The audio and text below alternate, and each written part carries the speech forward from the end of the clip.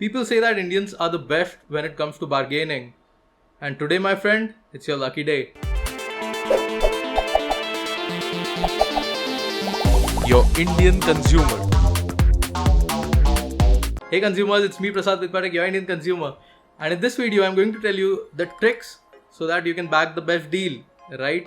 We are going to talk bargaining. So after years and years of shopping, after working as a professional sales engineer, after doing n numbers of businesses, and after cracking some handful of nice deals, I have come to few conclusions which can help you bargain the best deal that you're looking for. So when it comes to bargaining and cracking the best deal, there are typically two scenarios in a sales arena that you come across every time. These two scenarios I'm going to discuss in detail. So the first scenario is when a particular product has a lot of competition. So that product can be purchased from n numbers of sellers in local markets, in retail stores, anywhere, even online.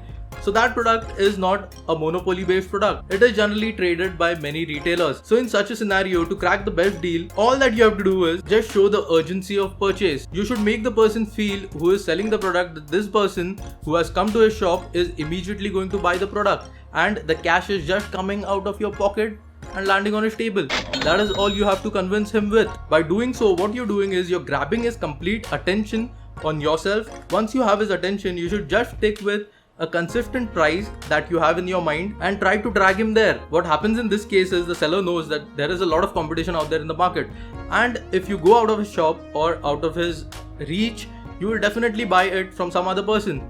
That is something a salesperson can never accept. So firstly, you have convinced him that you're going to buy it immediately. Secondly, you have set a particular price in your head. Thirdly, the only thing remaining is negotiating. And the negotiation part won't be that difficult if the price that you have set is reasonable. If a product is selling out there in the market at an average price of 7,000 rupees, you can't say that you want that product for 5,000 rupees. No, that is not going to happen. That is a wrong thing to do. The person will immediately get offended and you won't bag in that product. As simple as that. This may sound unethical, but in some instances you can even do this. You can show a seller a particular quotation that you have got and tell him to give you a better deal than what you have already received, and maybe he will pitch in a better rate. The worst thing that can happen in this scenario is you might lose the deal. But no worries, there are plenty of sellers out there in the market. You can go to the next seller, apply the same formula, and trust me, out of 10 times, 8 times you will crack the deal. Well, this was about the first scenario. Now let's talk about the second scenario. The second scenario is where the product that you're going to purchase is such an authentic product that the person selling it has created a monopoly. He is the only person out there in the market who is selling that product. You won't get that product out there in the market with anyone else. Now, a monopoly in the market can be created by a brand name, quality, service, class, anything, whatever it is. That person is an ace in that, and he knows that. That's the main reason you are at his doorstep, because you need that product. But here's the trick. The person should never know that.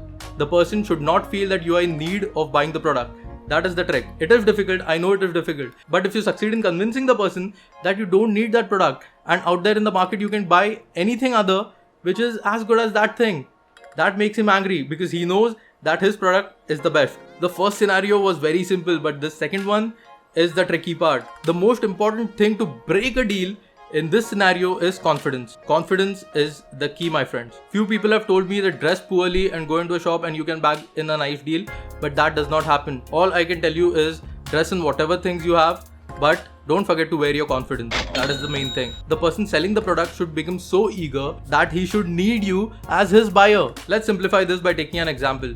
Say a person is very good at baking cakes, and his cakes are like the ace of the market. There is no other person producing as good cakes as this person is doing it. What you can do is, when you're visiting this person, don't let him feel that you're here to purchase something. Just behave as if you're just looking around.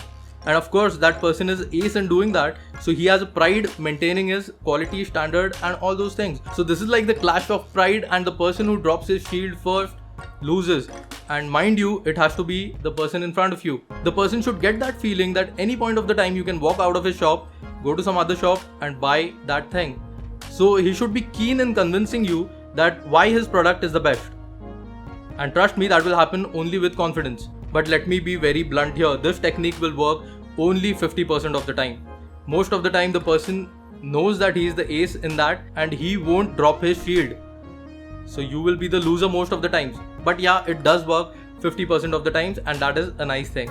And once you have convinced the seller that you are an authentic customer and he has dropped down his shield, Now is your time to attack. You should stick to a price and make the person come down to that. This is difficult, very difficult, because that person won't drop his price. He is the best, right? Why will he drop his price? The only thing that you can tell him or convince him is you will be his regular customer. As simple as that. So these were the two scenarios that we observe in sales, and the techniques that I told you, I've tried and tested them personally myself. So you can go out there and test them for yourself, and do let me know your experience in the comment section below. If you have any other advice for me to make such more videos, if you have a topic to suggest me, do mention in the comment section and maybe I'll pick it and make a video out of it. You never know. So well, if you have liked this video, just give it a big fat thumbs up. If you have not liked it, don't be shy to dislike it. Like always, this is Prasad Vipare, your Indian consumer, signing off. Don't forget to serve before you swipe, and if you have not subscribed yet, do it right now. Abhi ka abhi.